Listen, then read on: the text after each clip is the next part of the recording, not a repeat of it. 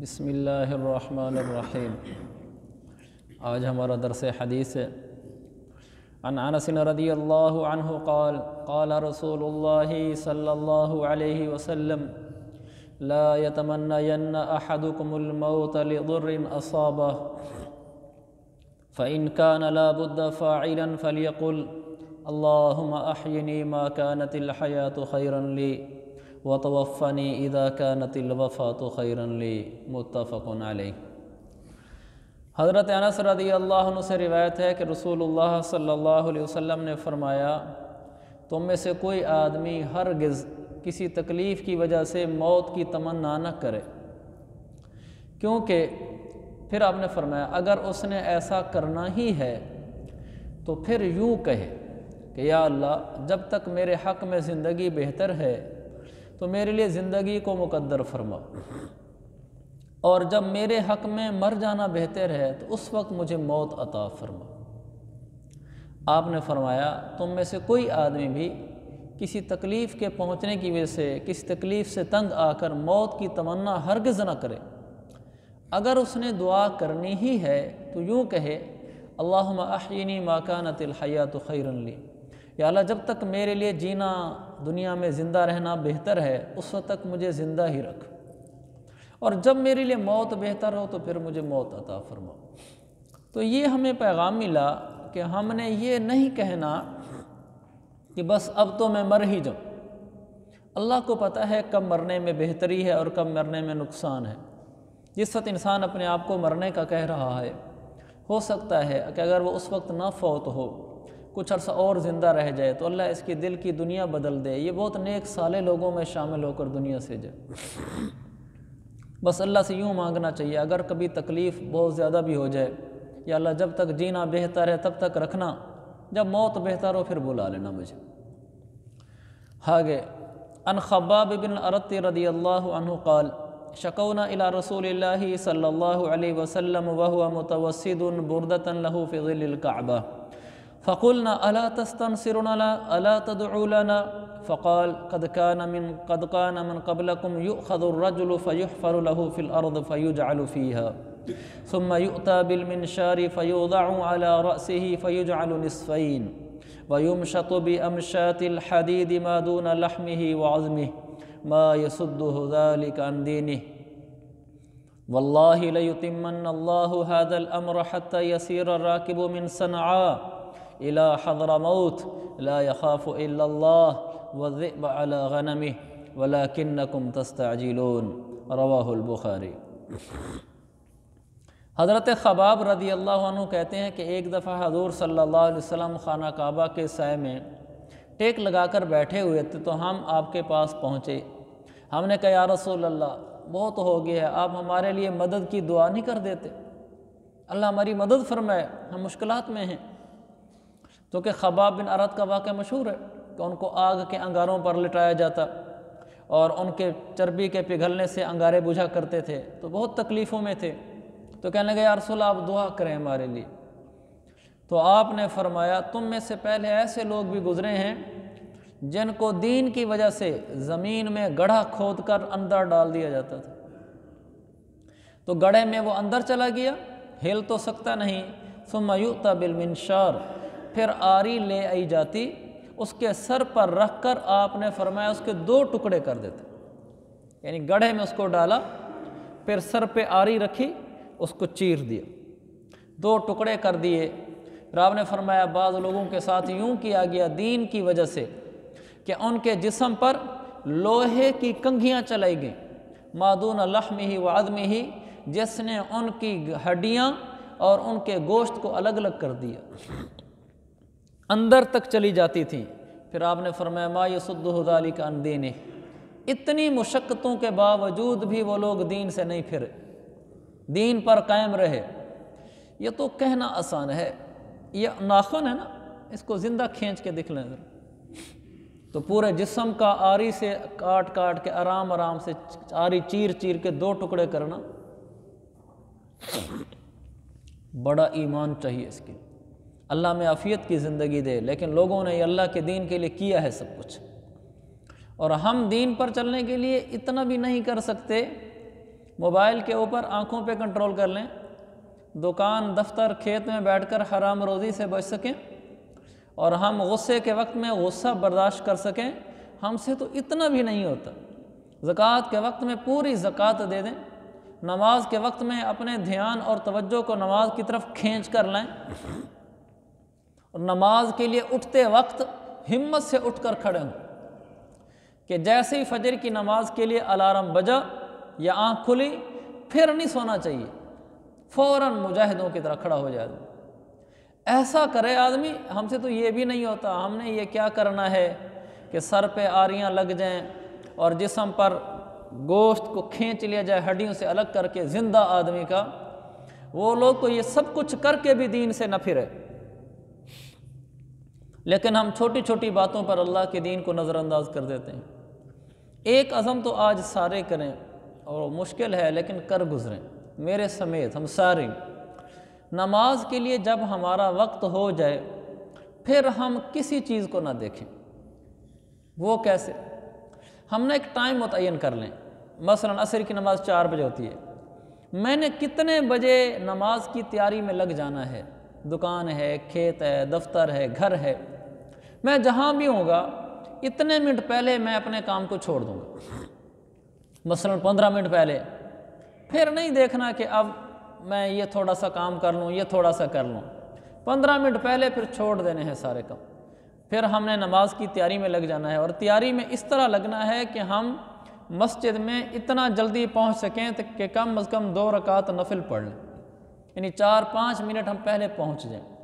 اس طرح نماز کی تیاری کر کے ہم نے مسجد پہنچنا ہے۔ یہ تو پھر بھی کچھ نہ کچھ کر لیں گے انشاءاللہ۔ اور بات وہ یہ ہے کہ صبح جب آنکھ کھلے نا نماز کے لیے پھر نہیں سونا، جیسے آنکھ کھلے سیدھا کھڑے ہو جائیں، فوراً 4 پائی سے نیچے اتریں، فوراً بیڈ چھوڑ دیں، کمبل پھینک دیں، رضائی اتار دیں۔ یہ کمال کی بات ہے، اور جنہوں کی طبیعتوں میں ہمتیں اور مجاہدے ہوتے ہیں وہ یہ کر لیتے ہیں۔ بس جب الارم بجے نماز کا وقت ہے اب کھڑے ہو جائیں۔ اور ہم پڑھتے تھے یہاں مدرسے میں، ہمارے سے ایک لڑکا پڑھتا تھا، بہت باہمت تھا، بہت۔ اس وقت ہمیں صبح 4 بجے اٹھاتے تھے، ہم اٹھتے تھے تو آدھے گھنٹے میں تقاضا وضو کر کے آتے تھے، تو 4:30 بجے تہجد پڑھتے تھے سردیوں میں، اور پھر نمازیں عام طور پر 6-6:30 ہوتی تھیں، تو پھر ہم گھنٹہ ڈیڑھ اس میں قرآن کی تلاوت، لڑکے نفل دعائیں، یہ اعمال اذکار میں لگے رہتے تھے۔ تو ایک لڑکا تھا عبید الرحمن گوجراں والا کا، ماشاءاللہ عالم بن گئے، وہ بہت باہمت تھا۔ وہ جب صبح 4:30 بجے اٹھاتے تھے تو عام طور لڑکے ایسے دائیں بائیں کروٹیں لیتے ہیں، ہاں اٹھتے ہیں، بس ایسے کیا۔ لیکن وہ جیسے ہی استاد نے آواز لگائی اٹھو بھائی، وہ ایسے ہی کمبل پھینکتا تھا اور رضائی جو چیز اس کے اوپر ہوتی تھی ایسے وہاں پیچھے کر کے سیدھا کھڑا ہو جاتا تھا، اور کھڑا ہو کر سب سے پہلے واش روم جاتا تھا۔ اس وقت واش روم خالی ہوتے تھے، چونکہ لڑکے تو ابھی اٹھ رہے ہیں، وہ وضو کر کے آ جاتا تھا اور ہم ابھی اٹھ رہے ہوتے تھے۔ ایسی ہمت کی بات۔ تو جہاد میں تو اس سے بھی زیادہ کرنا پڑتا ہے۔ تو آج ہم یہ نیت کر لیں کہ جب ہم کبھی سوئے ہوئے ہوں گے، ہم نے نماز کے لیے اٹھنا ہوگا، تو ہم یہ کریں گے کہ جب ہمارا الارم بجے گا یا ہمیں کوئی اٹھائے گا یا ہماری آنکھ کھلے گی کہ اب نماز کا ٹائم ہے، یہ کہہ کر نہیں سوئیں گے کہ 5 منٹ اور صحیح، یہ کہہ کر نہیں سوئیں گے۔ 5 منٹ سے کیا ہوگا؟ اگر سو جائیں گے تو کوئی ہم ٹھیک ہو جائیں گے، صحت مند ہو جائیں گے، اٹھ جائیں گے تو کوئی بیمار ہو جائیں گے، بھی نیند میری کم ہوگی، میں نے 5 منٹ اور نہیں سوئے، سوائے شرارت نفس کے اور کچھ بھی نہیں ہے۔ کئی دفعہ یہ 5 منٹ نماز بھی ضائع کرا دیتا ہے، بس نام سے سوئے 5 منٹ کے لگی آنکھ، نماز بھی گئی یا جماعت بھی گئی یا بھاگ دوڑ کے جا کے مسجد میں ملے، یہ 5 منٹ کی تو تھوڑی سی بات ہوتی ہے۔ اسی میں نیت کرنا ہے کہ نہیں، میں نے یہ کہہ کر نہیں سونا کہ 5 منٹ 10 منٹ اور صحیح۔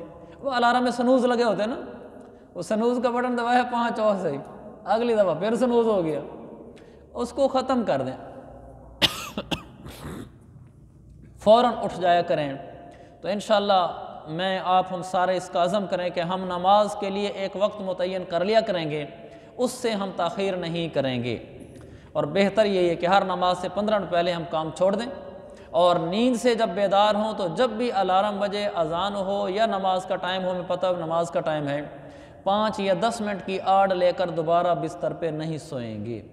اگر زیادہ جھٹکا آ رہا ہے نا تو اٹھ کر بیٹھ جائیں، وہیں بیٹھ کر 5 منٹ پورے کر لیں۔ اگر زیادہ ہی طبیعت میں وہ ہے تو پیٹھ نہیں لگنی چاہیے بستر پہ، کمر نہیں لگنی چاہیے، کمر لگی تو پھر کمر لگ گئی، پھر شکست کھا گئے۔ کمر سیدھی کر لینی چاہیے، جب بیٹھے بیٹھے 5 منٹ گزار کے اٹھ جائیں گے، کمر لگ گئی تو پھر پتہ بھی نہیں چلنا کہ 5 منٹ ہوتے کیا ہیں۔ تو کریں گے نا بھائی؟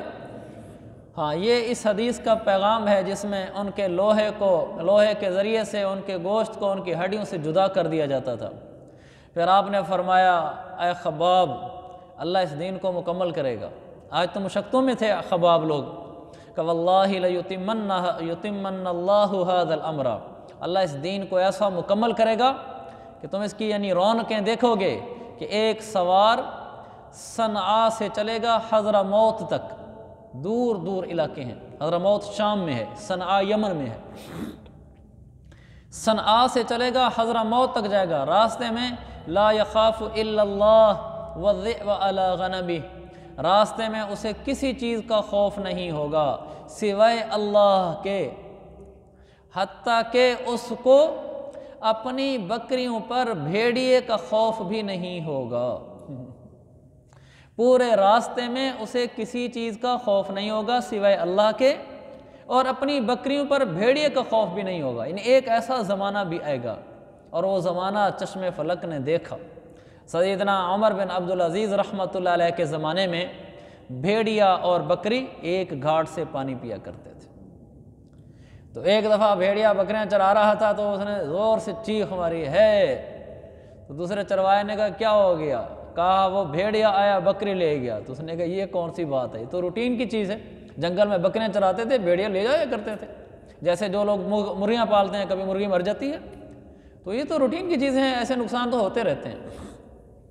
اس نے کہا مسئلہ یہ نہیں ہے، مسئلہ یہ ہے کہ مجھے لگتا ہے کہ عمر بن عبدالعزیز کا انتقال ہو گیا ہے، اس لیے کہ جب سے وہ آیا ہے بھیڑیا ہماری بکریوں کو کچھ نہیں کہتے تھے، آج اگر اس نے چھینا ہے آ کر میرے ہوتے ہوئے، اس کا مطلب ہے وہ ہستی دنیا سے چلی گئی ہے جس کی برکتوں کا ظہور تھا۔ تو پتہ کرایا کہ واقعی اسی دن حضرت عمر بن عبدالعزیز کا انتقال ہوا۔ تو اس لیے میرے عزیز بھائیوں، دین ہی سب کچھ ہے۔ تو آپ نے فرمایا ایک دن ایسا آئے گا، اور وہ آیا وَلَكِنَّكُمْ تَسْتَعْجِلُونَ، لیکن تم ذرا جلدی مچاتے ہو۔ آپ نے فرمایا لیکن تم ذرا جلدی مچاتے ہو، تم کہتے ہو فوراً اللہ کی مدد آ جائے۔ اللہ کی مدد آہستہ آہستہ آتی ہے، مشقتوں کے بعد آیا کرتی ہے۔ ایک وقت ہے کہ میرے پاک پیغمبر صلی اللہ علیہ وسلم مکہ میں چھپ کر نمازیں پڑھ رہے ہیں،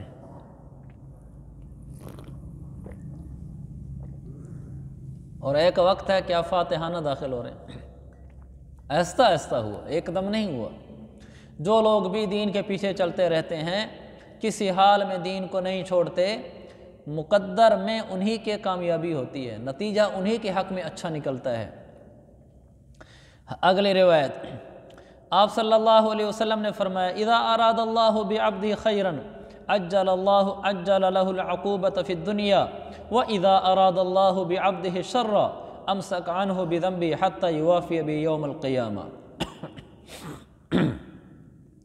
جب اللہ تعالیٰ کسی بندے سے بھلائی کا ارادہ کرتا ہے تو اسے دنیا میں جلد کسی آزمائش میں ڈال دیتا ہے، اور جب اس کے ساتھ کسی برائی کا ارادہ کرتا ہے تو اللہ تعالیٰ اس سے اس آزمائش کو اس کے گناہوں کی وجہ سے روک لیتا ہے، یہاں تک کہ اس کو قیامت والے دن پوری آزمائشوں اور تکلیفوں میں ڈالے گا۔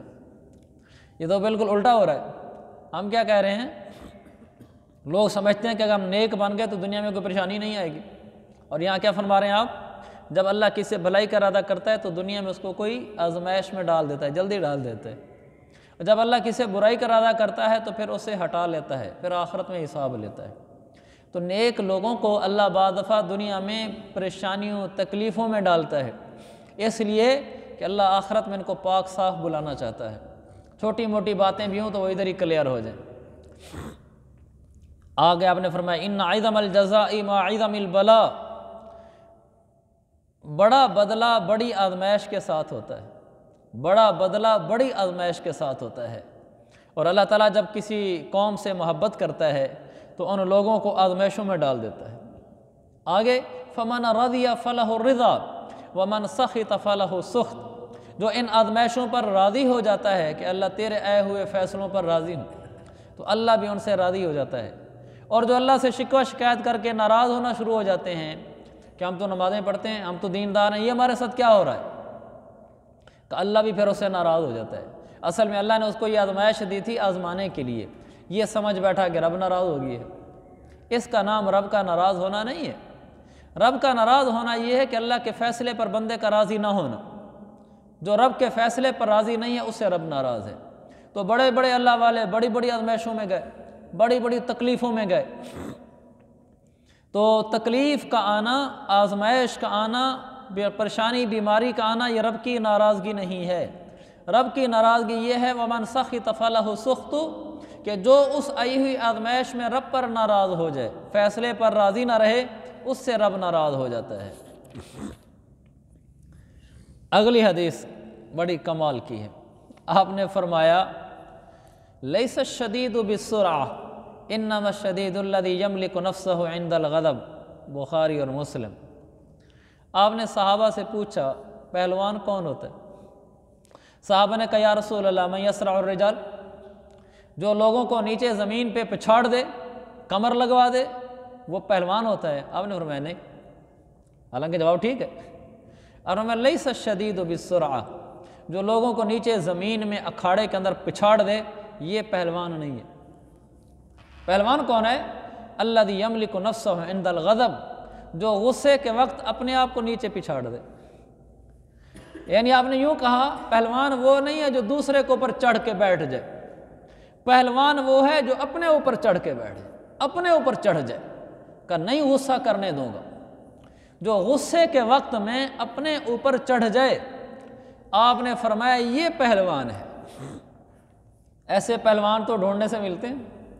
غصے کے وقت میں اپنے آپ کو دبا دینا، نیچے گرا دینا، یہ کسی کسی کو نصیب ہوتا ہے۔ اور یہ ایسی چیز ہے کہ ایک صحابی نے آ کر کہا یا رسول اللہ مجھے کوئی نصیحت فرمائیں، لمبی چوڑی نہ ہو، مختصر ہو۔ تو آپ نے فرمایا لا تغضب، غصہ نہ کرنا۔ اس نے پھر کہا کوئی اور نصیحت، آپ نے فرمایا لا تغضب۔ اس نے کہا اور نصیحت، آپ نے فرمایا لا تغضب۔ تینوں دفعہ ایک ہی نصیحت کی۔ بعد میں صحابی کہا کرتے تھے میں سن کر چلا گیا، اس پر عمل کرنا شروع کیا تو میں نے دیکھا کہ آدھا دین یہیں کھڑا ہوا تھا، لا تغضب۔ جو آدمی غصہ نہیں کرتا اس کے لیے آدھے دین پہ چلنا آسان ہو جاتا ہے۔ چغلی، غیبت، بہتان، لڑائی، جھگڑا، طلاق، ان سب کے پیچھے غصہ ہے۔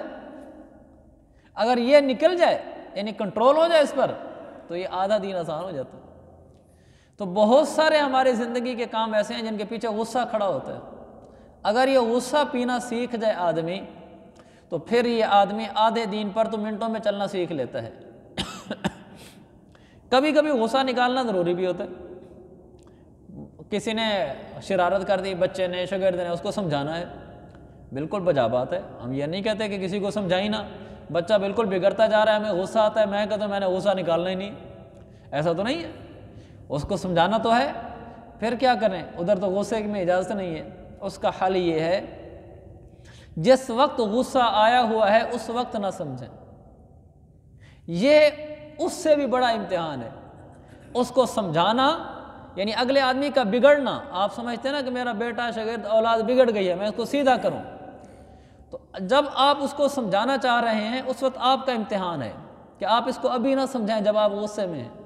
جب آپ کا غصہ رفو چکر ہو جائے، ختم ہو جائے، اب آپ اس کو بلا کے سمجھیں۔ اب غصہ کرنا ہے تو غصہ کریں، لیکن اب مصنوعی غصہ ہوگا۔ مصنوعی غصے کا کیا فائدہ ہوگا؟ اتنا ہوگا جتنا ضرورت ہے۔ جب ہم خود غصے میں ہوں گے اور اگلے کو سیدھا کرنے لگیں گے تو جتنا ہونا چاہیے اس سے ہم آگے نکل جائیں گے، حدود کراس کر جائیں گے، کیونکہ خود ہم آپے سے باہر ہو جائیں گے۔ تو کبھی اگر غصے میں بھی سمجھانا ہو تو اس وقت نہ سمجھیں، جب غصہ ختم ہو جائے پھر اس کو بلا کے سخت لہجے میں سمجھا دیں، ڈانٹ ڈپٹ کر دیں بچے کو، کوئی بات نہیں ہے، لیکن اب بقدر ضرورت ہوگا۔ جتنی بیماری ہے اتنی ہی دوائی ہوگی، ورنہ پھر ہائی ڈوز ہو جائے گی، نقصان ہوگا اس کو بھی اور ہمیں بھی۔ اس کو بھی نقصان ہوگا کہ وہ کہے گا بات اتنی چھوٹی تھی، بابا نے اتنا زیادہ مار دیا مجھے تو یہ اس لیے کہ باپ غصے میں تھا۔ تو اس وقت ہم اپنے آپ کو کنٹرول کریں۔ تو جو آدمی غصے کو کنٹرول کر جائے، غصہ پی جائے، اس کا انعام حدیث آپ نے فرمایا من قدم غیظا وهو قادر على ان ينفذه، جو آدمی غصہ نکال سکتا ہو پھر بھی غصے پر قابو پا جائے تو کیا انعام ہے؟ دعاه اللہ سبحانہ وتعالی علی رؤوس الخلائق یوم القیامہ حتی یخیرہ من الحور العین ما شاء، رواہ ابو داود۔ اس آدمی نے دنیا میں غصہ نکالنے کے قدرت کی باوجود غصے پہ کنٹرول کر لیا، اللہ قیامت والے دن اس آدمی کو بلائے گا ساری خلقت کے سامنے، علی رؤوس الخلائق، ساری خلقت کے سامنے اللہ اس بندے کو بلائے گا، سب کے سامنے، پوری دنیا متوجہ ہوگی اس کی طرف، آدم علیہ السلام سے لے کر آخری انسان قیامت تک سارے ہوں گے، اللہ تعالیٰ اس بندے کو بلائے گا، بندہ آ جائے گا، پھر اللہ تعالیٰ اسے فرمائے گا یہ حور عینہ کی لائنیں لگی ہوئی ہیں، جتنی لینا چاہو لے لو، یہ اس غصے کو پینے کا بدلہ ہے۔ تو یہ اس کو انعام ملے گا کہ اپنی دل کی چاہت کے بقدر، دماغ کی سوچ کے بقدر حور عینہ کو لے گا اور ساری دنیا کے سامنے لے گا، عزت علیحدہ، دل کی خواہش کا پورا ہونا علیحدہ ہوگا، لیکن اتنا بڑا انعام کس کو ملا؟ جو قادر علی ان ینفذہ، غصہ نکالنے پر قادر تھا پھر بھی پی گیا، بچہ، اولاد، بیوی، شاگرد، ماتحت، دوست، پڑوسی جن پہ ہم غصے نکال سکتے ہیں وہاں نہیں نکالا، چپ کر گیا، تو اس آدمی کو اللہ تعالیٰ یہ انعام عطا فرمائے گا۔ میرے عزیز بھائیوں، یہ اب ہم نے کرنا ہے، پڑھ تو لیا میں نے بھی، آپ نے بھی، اب جب آئے گا غصہ پتہ چلے گا، اس ٹائم امتحان ہمارا ہوگا کہ کتنا کنٹرول ہے اور کتنا نہیں ہے۔ اللہ تعالیٰ مجھے بھی توفیق دے اور آپ کو بھی توفیق دے۔ غصہ ہو جائے تو بعد میں معذرت کر لیا کریں، یہ بھی اس کا ایک حل ہے، اور غصہ آ جائے جس حالت میں کھڑے ہیں وہ حالت فوراً بدل دیں، یہ ابتدا میں آسان ہوتا ہے، ابھی غصہ آ رہا ہے، ایک دم تو آدمی نہیں پھٹ پڑتا، ابتدا میں غصہ شروع ہوتا ہے، فوراً وہ جگہ چھوڑ دے، گھر میں کھڑا ہے گھر چھوڑ دے، گھر سے باہر چلا جائے، جب غصہ ختم ہو جائے پھر گھر ہے، کسی جگہ کھیت میں کھڑا ہے، دو آدمی کے آپس میں انبن ہونے لگی ہے باتوں میں، فوراً کھیت چھوڑ کے چلا جائے، کہیں بس اڈے پر کھڑا ہے، اونچی نیچے ہونے لگی ہے، اٹھ کر ایک سائڈ پہ ہو جائے، یہ اس کا کامیاب ترین حل ہے جو صحیح بخاری میں حضرت علی کے عمل سے ثابت ہے۔ جب بھی غصہ ہے، غصہ شروع میں بم بلاسٹ نہیں ہوتا، غصہ شروع میں قابل کنٹرول ہوتا ہے، بڑھتے بڑھتے بڑھ جاتا ہے، شروع میں ہی اس کو کنٹرول کر لیا جائے، ورنہ تو ہے نا کہ تین چیزیں جتنی بھی بڑھا لو وہ بڑھتی رہتی ہیں، کبھی نہیں کم ہوتی۔ نمبر 1 غصہ، نمبر 2 نیند، نمبر 3 لسی، اس کو جتنا بڑھا لو، نیند کر لو اور کر لو، پھر نہیں آدمی سوتے سوتے تھک جاتا ہے تو پھر اس تھکاوٹ کو دور کرنے کے لیے پھر سو جاتا ہے، لسی میں پانی ڈالے جاؤ تو لسی اور پتلی ہوتی جا رہی ہے، اور لسی تو لسی رہے گی، ختم تو نہیں ہوگی، ایسے غصہ ہے، اس کو جتنا بھی بڑھا لو اتنا ہی یہ بڑھ جاتا ہے۔ اللہ تعالیٰ مجھے آپ کو ہم سب کو غصے پہ کنٹرول کرنے کی توفیق عطا فرمائے۔